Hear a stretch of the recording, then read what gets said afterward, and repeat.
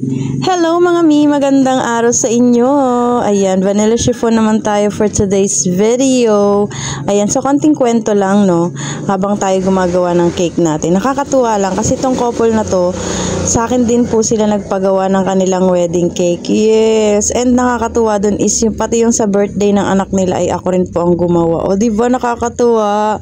Kakakilig yarn. Mamaya isingit ko dito yung picture nung kanilang wedding cake. O yan, sige, lalagay ko po. Ayun, di ba? Nakita niyo ba? Ayan o, naka-arrow naman yan. Ayan sila nung mag-asawa. Di ba? Ang cute nung wedding cake nila. Medyo ano lang, simple lang, aesthetic kumbaga. Ayan, so mabalik tayo dito sa ating cake. Ayan mga auntie ko, may mga grass yan. Ayoko na sabihin ng damo, baka iba na naman sasabihin ng iba, di ba? Ay, damo ante, kailangan natin yan. Charot. At first time ko kasing gumawa ng ganitong team na, hindi naman first time sa Dino team, pero parang may kakaiba kasi, di ba? Yung mga may nahati na ano, na dinosaur sa gilid-gilid, yung ganun. Though printed toppers lang siya kasi hindi man kaya siguro ng fondant yun. Tsaka hindi pa tayo magaling sa fondant na yan, di ba? Ayan. So, ang ginamit kong board dito ay size 12. Tapos yung kanyang cake ay size 8x4.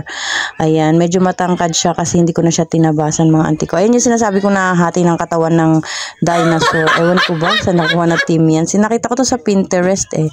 So ayun lang, malapit na tayo matapos sa ating cake. Dino team cake. Thank you so much Miss Learn for trusting y'all's cake shop. Yun lang. Bye-bye!